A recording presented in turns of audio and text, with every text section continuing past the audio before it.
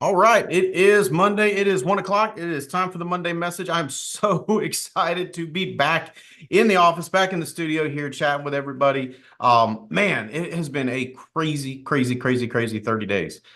We had the inner circle meeting in Houston, a deal at Integrity in Dallas that I had to be at. Then we had the cruise, and just one thing. It's just been action packed. And I'm telling you what, we are in a very, very fun season coming into the latter half of the year. I'm just with what I'm seeing going on in estate planning, with what I'm seeing go on with the team. I just know we are about to make a massive move this last half of the year. In fact, after this call, I'm going to get together with some of the leaders in the base shop and share some of the stuff from that inner circle meeting in Houston that we had, and just the mission moving forward. So got some content this week. I'm going to talk about what we need to do, or a simple formula to create absolute certainty. When you and I feel certain about something, then we act different. We can do this. Here's what's crazy about absolute certainty. When you have absolute certainty, you can do the same exact tasks. You can say the same exact words, but get 10x effectiveness out of it versus if you're at all plagued with doubt.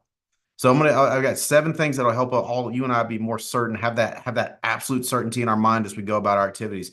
But we got a lot of leaderboards to share, so let's get rolling with the leaderboards. All right, weekly submit, all producers over 1,000. You got Sean Cup, you got Brandy, Merv, Money Merv, Marissa, Gracie, Janet out there in Houston, Jonathan, Seth and Adina, Lisa directing the base shop down there in South Florida. I snuck an app in the midst of doing about 10 million things. We got Ryan, we got Matt. Matt Albrechtson's coming on strong out there in Salt Lake. We got Cole, we got Nick, Holland Counts, way to go. Alex, Andre Lee, Cleo, way to go, Cleo. Sky, we got Dan Hoyt, we got Kyle, Alexia, we got Mark Hutchison sliding in a couple laps there. David Fleming, Aubrey, Mallory Barnes, Rogers and Kim Straughter. We got Faith, we got Sarah, we got Kyra, Jeanette, Charisma, and Mike Guerra coming in with $5,663.68. Top 5 submit last week out of Phoenix, or out of Arizona, David Helgeson, $6,098.77. Mimi Romero, $6,795.58. Tom Hain with $7,433.40. Look at Mercedes coming on strong, $16,013.69. One thing I always like to point out about what winners do. So we were having a couple of issues we were ironing out with a carrier, helping Mercedes iron out with a carrier. And here's what a low performer would do. A low performer would wait until all that's fixed and perfect before they start getting back at it again. Not Mercedes. In the midst of getting that stuff ironed out, in the midst of getting some of their goof ups fixed, as far as the carrier goes, still going out right 16,000. Way to go, Mercedes. Number 1 last week, Jeremico Edwards, 14 applications for $17,833 in personal production last week alone. Way to go, Jeremico. Top 5 checks from last week. Look at Mercedes check. Look, David Helgeson getting paid. Nick Greco and Mike Guerra getting paid. And Mimi, you must have got all that business you submitted issued super fast. I love it. Way to go. Next leaderboard. Top 5 year-to-date producers. You got Mark Hutchison down in 5th place. David Helgeson, same app count, higher average app. They're getting them to 125,000. Then another pretty solid jump there, 21,000 to Jeremico. Another jump there to Nick Greco at 153 for 2nd place. But by God, look at the jump between Nick Greco and Adam and Cindy Burrs. So far, issue paid $224,885.42. You know what's crazy is that could put you on a pace to issue pay $500,000 this year in production. That's exciting. And $500,000 on a 100% contract is $500,000. I love it. Let's go. Freedom leaderboard. Base shop still leading the way both in fast tracks and in recruiting. Next piece of information we've got Cabo leaderboards. So now we have 2 official qualified outside of Holly and I. You got David Helgeson going qualified for Cabo. Nick Greco, Dave O'Brien right there. Both those guys are super close to qualifying. Here's the thing. If you just make winning the trip the thing, you will make plenty of money. You know what I'm saying? Like it's crazy. Like we won't do stuff. It's fun. I'll see it every year. In the last quarter, someone that's not going to win the trip all of a sudden turns it on and wins the trip. And you say, well, if they can write that much in 90 days, why didn't they write that much every 90 days? It's human psychology, man. I don't know. You would think just do it, hit that performance level all the time, right? But I'm telling you, we will do stuff to win stuff more than we will for money. So if you make winning all the trips your thing, and then make it a contest within yourself to win the trip earlier and earlier in the year, I'm telling you, you'll make plenty of money. Life will be crazy good. You'll have a ton of fun, and we will travel the world. Next, family reunion. August 2nd through the 4th. Make sure, just quick note, make sure that you register for the breakout sessions. That'll be Friday morning. You've got to register for those breakout sessions. And then Thursday for the estate planning training, you've got to register for that. So if you're planning on being there, which I'm telling you, if you're coming all the way to Burlington, you might as well be there Friday morning and take advantage of those breakout sessions. I know Adam Burrs will be teaching a breakout session. I'll be teaching a breakout session. You've got Jake and Belle Kraus teaching a breakout session. You've got top people from all over the company teaching different breakout sessions you can sign up for. So, I mean, if you're coming all the way there, you might as well get the most out of it. You know what I'm saying? Squeeze every drop out of it. And then Thursday, we got the estate planning with Scott Garcia. It's like Garcia. What is his first name? Scott Garcia. Estate planning training on Thursday. All right. So let's get into the content. Here's why I want to talk about certainty. I want you to get the maximum ROI, the maximum ROE, whether that's return on effort, energy, emotion, return on investment. I want you to get the maximum return possible.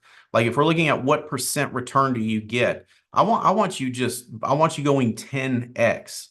That's why I want to talk about certainty today, because when I look back at different times in my life in the business, when I acted with certainty versus when I acted with not 100% certainty, it's insane the return, right? It's just like when a producer is certain that they're going to win that trip, even though they're behind the last 90 days, they get out of them stuff that's been in there the whole time that they just haven't utilized all year.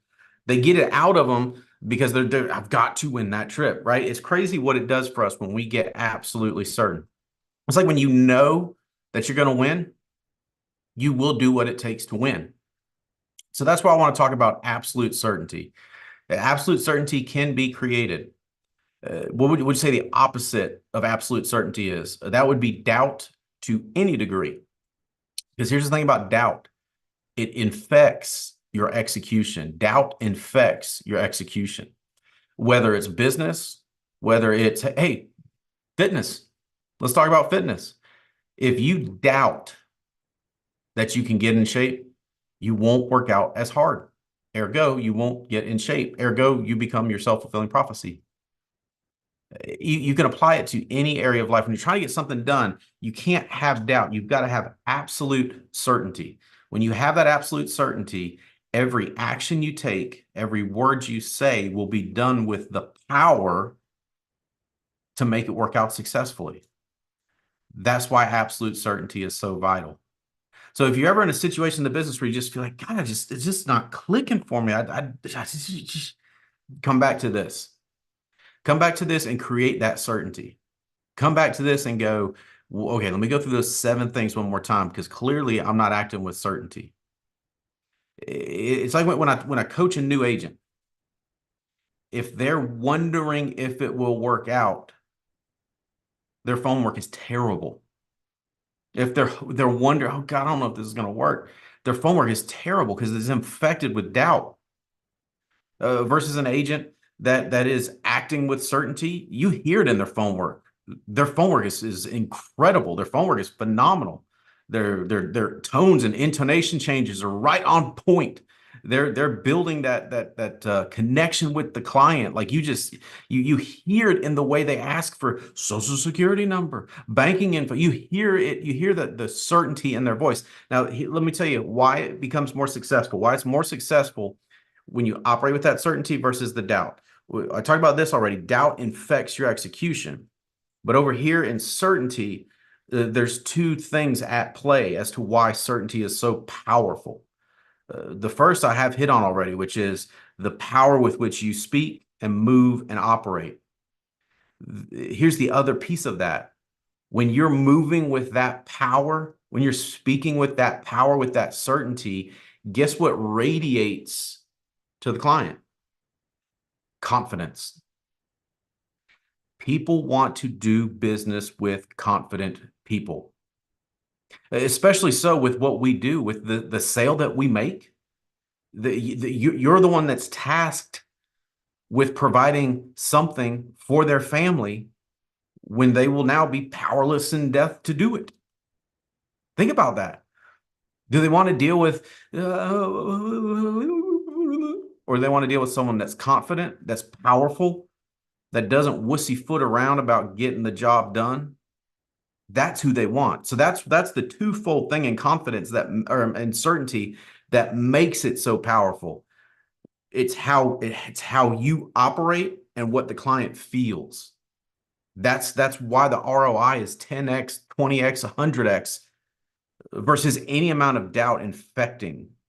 It's interesting. That's why people that have been successful at other things continue to be successful at other things.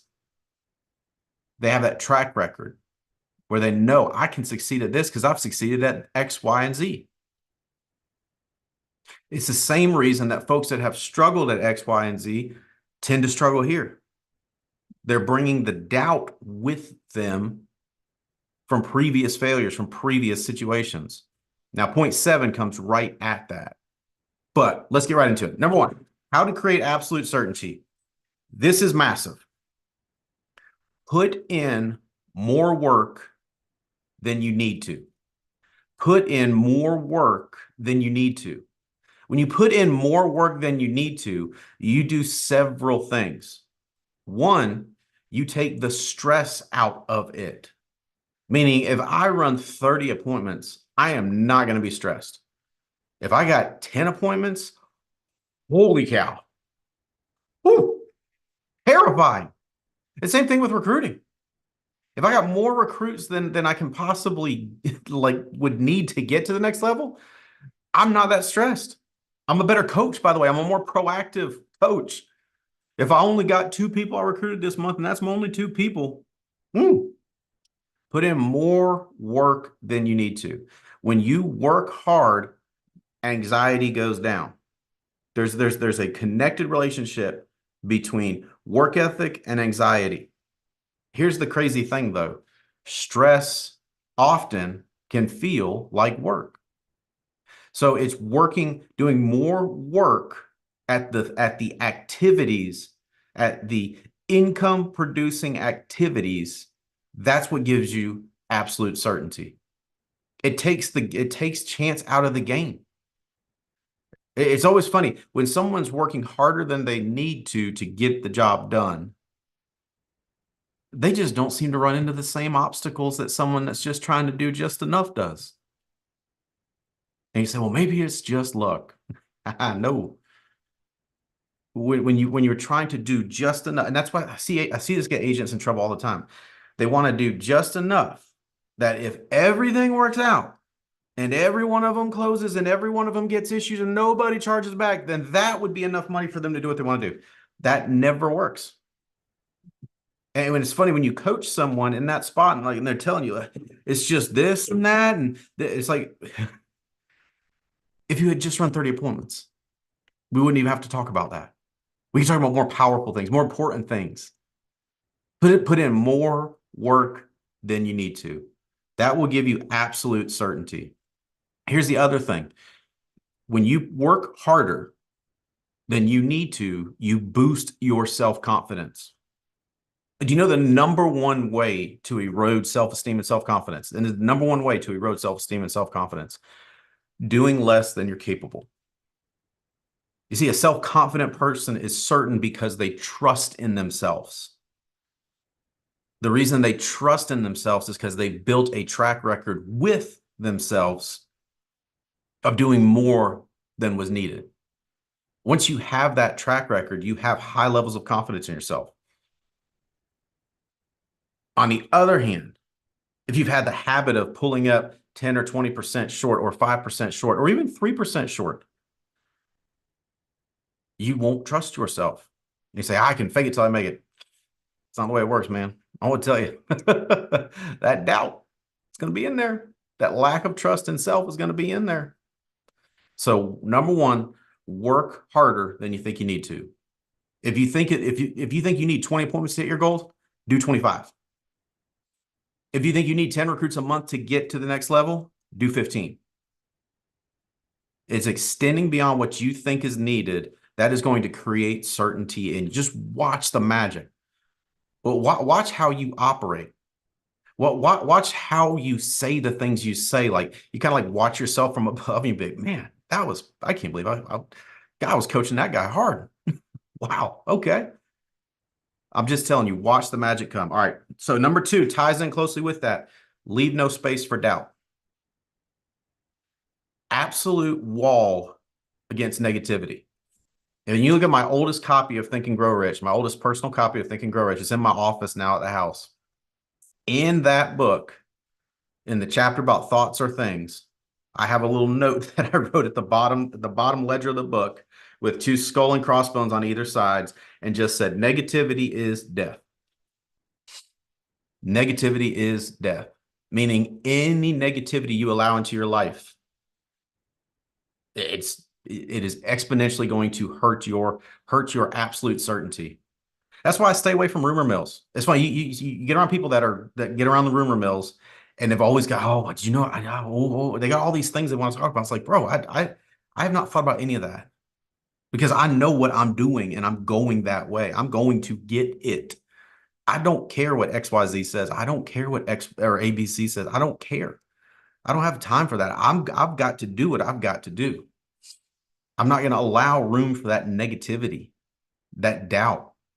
Where does doubt come from? It comes from 2 places, external and internal. External, that becomes pretty easy to identify. Who are the worry mongers in your life? Who are the harbingers of doubt and collapse in your life that have to always share the negative side of things? Just don't deal with people like that. You say, well, I can't do that. It's a choice. It's a choice. This is the same way I am about marriage. If someone's negative about marriage, I ain't spending any time with them. You say, that's unkind. No, I'm trying to be good at marriage. I'm trying to be successfully married. I don't have time to be around people that are negative about marriage. I'm not going to spend any time with them. You say you would cut someone completely out. Yeah, that's how bad I want a good marriage. Does that make sense? I'm the same way with business. That's how bad I want to be good at business. I don't have time for negative people. I don't have time for people that always want to identify the flaw. I've got stuff to do. Does that make sense? So external, that's pretty easy to start to identify. External, what's another big external sense of negativity and worry and doubt? The news. People that are addicted to the news have a very negative view of things. They become very cynical. It's funny, I can talk to someone and kind of assess their level of cynicism. And it's like, I bet I know within an hour how many hours of news they watch or scroll each week. When they say, because here's the problem with news, it is 100% negativity presented in 100% problematic format. What possible good can come from that? Nothing. So external sources, internal sources of doubt, negative, and worry are internal speech patterns. How do I speak to myself about the things that I am doing? Am I feeding my own doubt, or am I feeding my own positivity? Am I feeding my courage, or am I feeding my doubt? What are the words bouncing back and forth inside your head? What are they doing? Here's the crazy thing. We are not original thinkers. Now, don't get me wrong. I got a few buddies. They are convinced they're original thinkers, and you are. I want you to know, if you're watching, you're an original thinker. You're the mostest, smartest of us all. Bro, we are all just repeaters. We're either repeating direct statements that were said to us or combinations of statements. That's how we are as human beings. We're repeaters. So if you don't take an internal charge of the dialogue in your head and make sure that you are speaking positively to yourself about yourself, you are likely going to be repeating the negative things others have said about you. The terrible teacher, the constant criticism parent, whatever it is. You've got to take a proactive stance on the dialogue in your head. Great books to read on that. What to Say When You Talk to Yourself, Shad Helmstettler. Psycho-Cybernetics, another great book on that. But I'm just telling you, leave no doubt for that stuff. If you want to accomplish something worth accomplishing, you have to have a zero tolerance for negativity, doubt, and worry. And I mean zero tolerance. Zero tolerance. All right. Can you see how it's funny? Okay, I'm like you. We all tend to think we're special. We can get away with just a little bit of this. I'm just telling you, any bit that you let in drastically reduce is not a 1-for-1. Meaning I let 1% negativity into my life. My certainty drops 1% is not 1-for-1. It's more like 5-to-1, 10-to-1, meaning every 1% of negativity I let in my life is at least 5 to 10% hit on my certainty. That's why I'm so serious and locked in about zero tolerance for negativity. All right. Number 3, be prepared. Prepared people are more certain about things. It's funny. I can look at an agent's work area and I can tell how successful they're going to be. Meaning the ones that are just like always like it's a mess and they never have anything ready on time. It's killing you. It's killing you.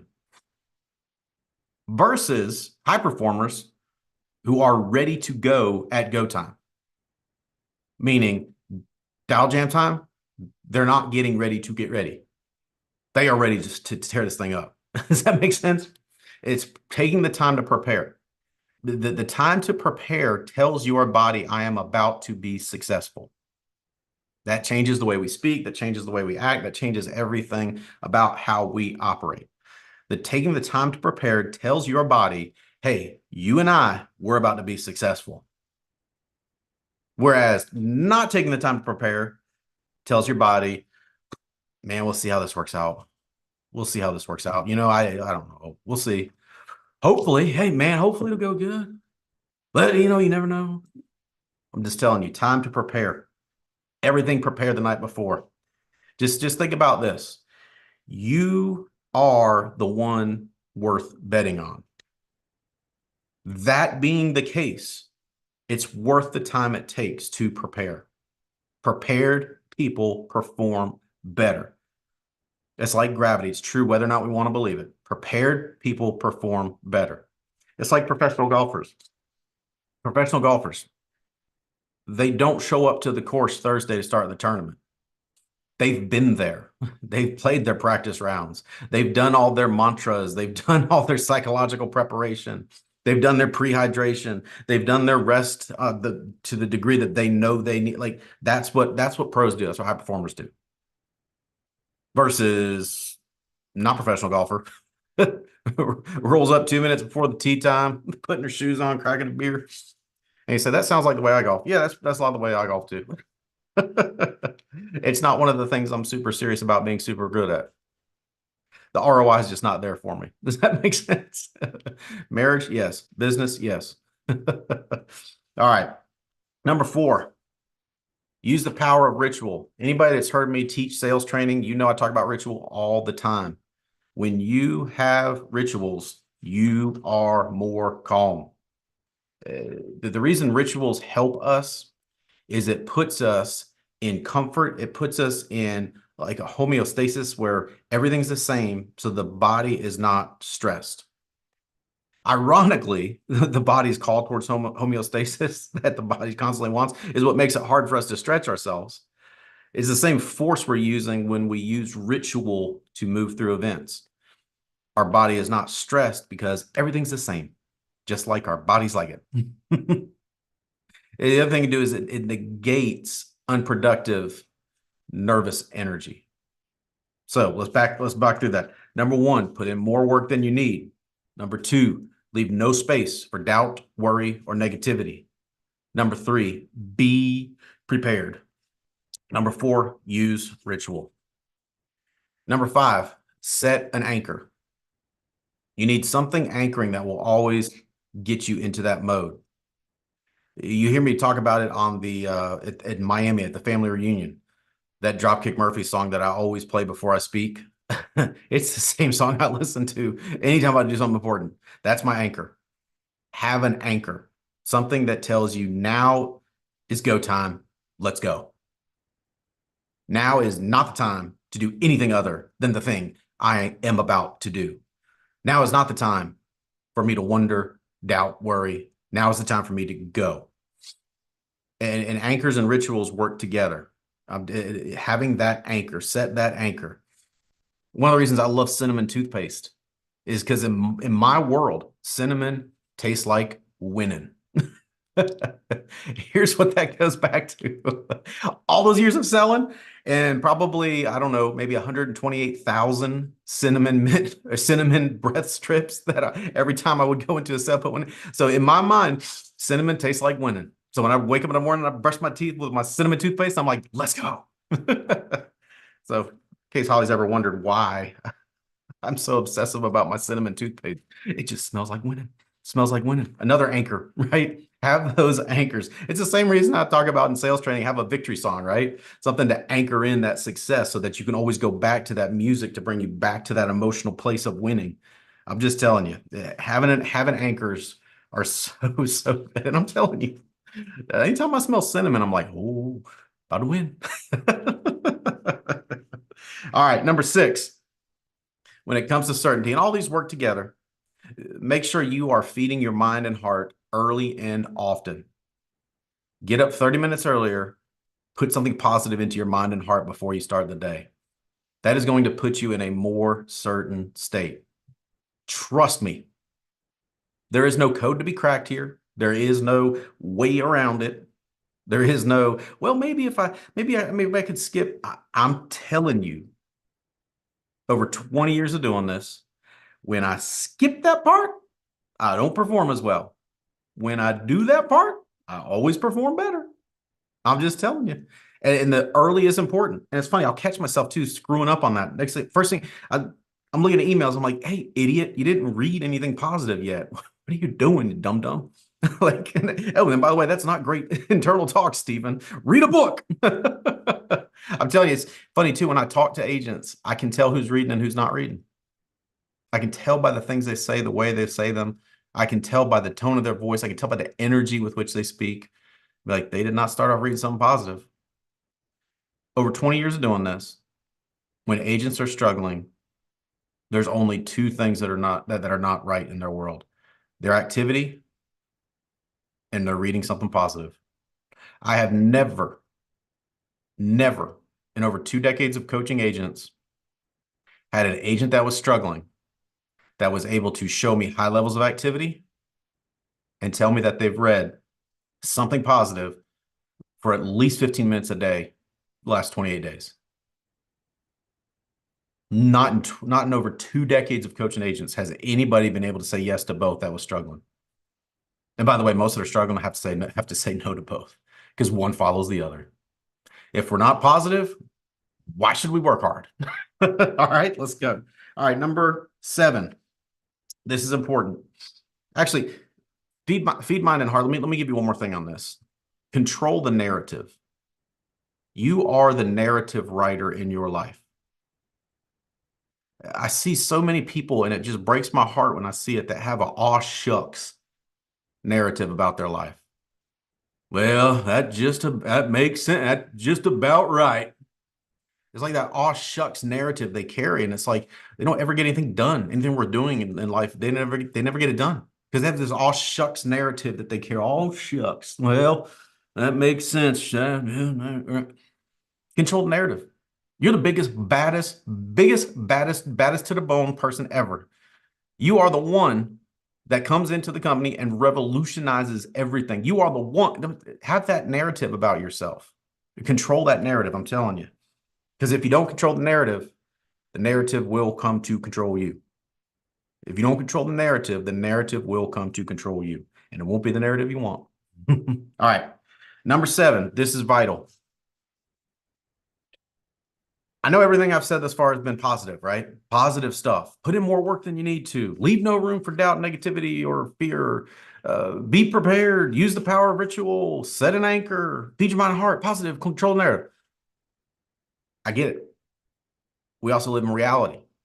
So you can do all six of those, and you're still going to have stuff that just stinks, right? You're going to have a carrier screw up a policy and cause you a chargeback. I'm sorry, I can't control that part of, if I had that power, I'm just, the stuff's going to happen. You're going to sell a policy.